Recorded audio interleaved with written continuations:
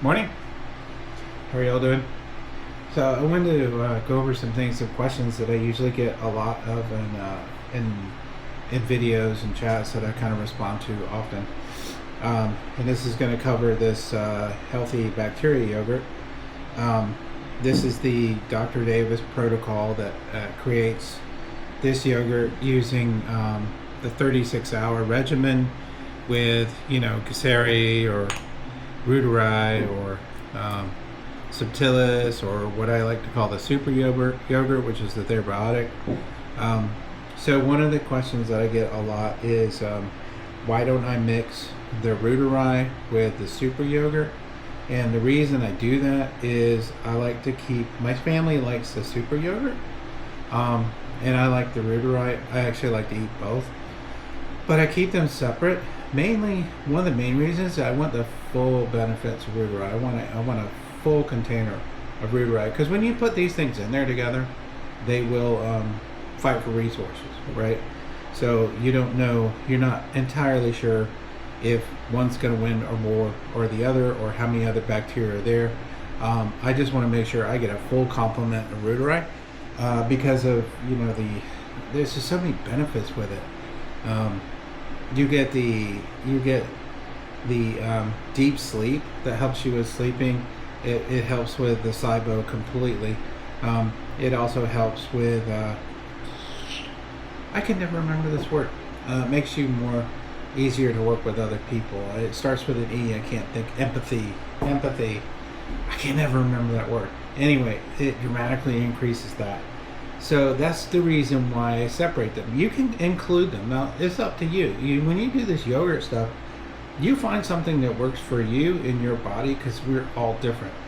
So if you want to include it all in the same and cook it the same, go for it. Do it. And if your body responds well to it, then that's okay.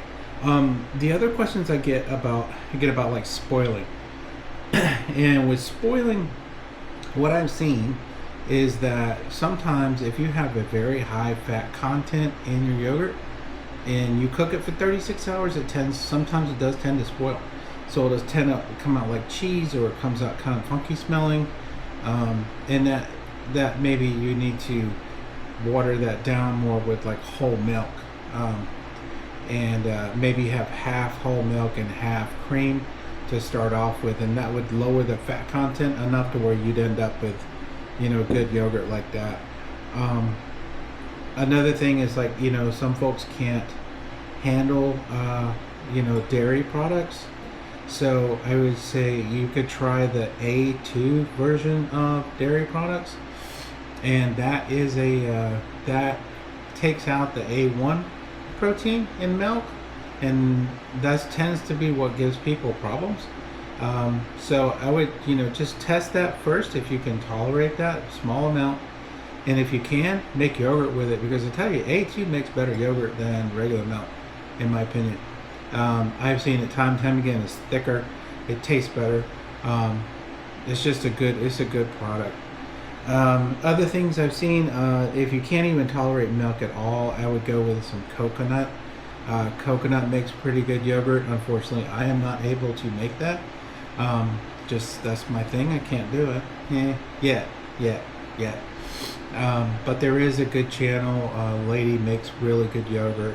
I think it's Authentic MS and Lime Life or something like that. She makes good yogurt out of that. So I follow her and check her channel out. The other one is, why do I have all these different kinds of yogurt? And I came across this because my son's autistic, and we're trying different things to see where he was tested. And one of the things that they found that he needed was, of course, the gut, the bacteria. And so this one just has, I don't know if you can see it, but it is just loaded with very good, healthy gut bacteria, and it's a lot of different types in just one container. So I made yogurt from that, and it was really good. It's a good complement to just for me doing Reuteri. So that's one of the reasons I did that. Another one is why I don't use inulin all the time. Sorry, just woke up.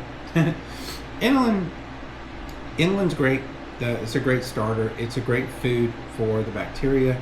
But some people, like myself, um, have some issues with it, and it's just I'm not sure what it is, but I tend to get discomfort for a long period of time until it kind of exits my system. So it's just, I'm good with getting that as a starter, but after that, I'm okay just not using it.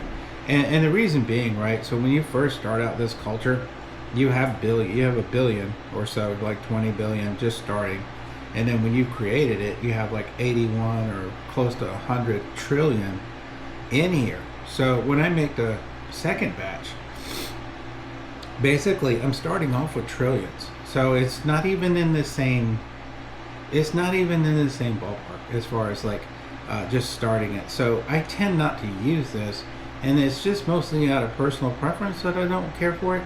I still get that same taste. I still get a lot of the bacteria in there. Granted, okay, I'm not scientifically testing this, but I have had the same results for a very long period of time. So I've been doing this for about a year, 8 months or so. So I've been doing this for about 8 months, and I've been doing it the same way, the same method. And the Rooterite that I have is really some of the same batches I've had since about 5 months in. So haven't had any issues. Everything's been okay. So I mean, like I said, you do this your way, how you feel comfortable. So if you want to kind of make this from scratch every time, go for it. Do it. That is up to you. I just want a simple method I can do for 5 minutes, get it done, out of the way, make it, and I don't need to worry about it because I ain't great in the kitchen. That's my wife's thing. She's very good at that. So some of the other questions I get about, the half and half. What is half and half? If you're in the U.S., you're like, well, half and half is like water, right? It's just a common ingredient. But the rest of the world, they don't have it. So that's where the half and half is half whole milk, half heavy cream, or half double cream if you're in the UK. That's all it is. We just have it in one convenient package. So that's why you saw the last video I did was just how do they make it, right? So how do they make their yogurt and what works for them? So that's that one. And let's see, stirring. Y'all always get on to me about stirring. And it's funny. Honestly, it's just an oversight. Now, since y'all have gotten on to me about it so much, I definitely stir all the time. But one of the things, like when you're doing your second batch, is you can stir it, and that's good, but it is still going to settle on the bottom because it's heavier. You have a light liquid and you have a heavy substance just going to fall on the bottom. So you can stir if you want. You don't have to. When you're making the first batches, yeah, it's a good idea to kind of stir that around to make sure it's kind of as evenly as possible to get a good start. Let's see, what else? I'm trying to think of the other questions I've gotten. I'll tell you like how much, like what do I eat every day? Once you get going, once you're past like the 30 days of the SIBO routine, to get rid of the bad bacteria out of your gut, which usually that'll happen actually pretty quickly. This is the one thing that I have seen that normally when you take natural remedies, they do take kind of a long time to see the effects of it. It takes a while for your body to get in there, for the ingredients to do what they need to do. But with this yogurt, it is pretty immediate. Really, I think within the first week or two, you're going to see results. Now, one of the things is that when you're doing this, some people do have a difficult time with it, and it's not for everybody. So, like my wife, she does have a difficult time with this type of yogurt, but I don't think she has SIBO. She's different. She came from a completely different background as me, food, everything. So she hasn't like consumed all the unhealthy nonsense that I have. So she's good. So, but they'll eat smaller amounts. So you don't necessarily, they say go eat a half a cup. If you're having some difficulty or if you want to go this slow, just get a spoonful and try that. Go slow and see what your reactions are. Don't add anything else. Don't start anything else. So you can just say, okay, with this yogurt, how's it going? And you can easily just do that. And then when you feel more comfortable and your body gets more used to it, then you can add more. Just add a half a cup. Don't go more than that. You don't need to overload your system with all this bacteria. It's just kind of like that's a good amount to get you going. Don't overdo it. You want to be healthy. You don't want to get sick from doing this. Okay, and you just need to be careful on it.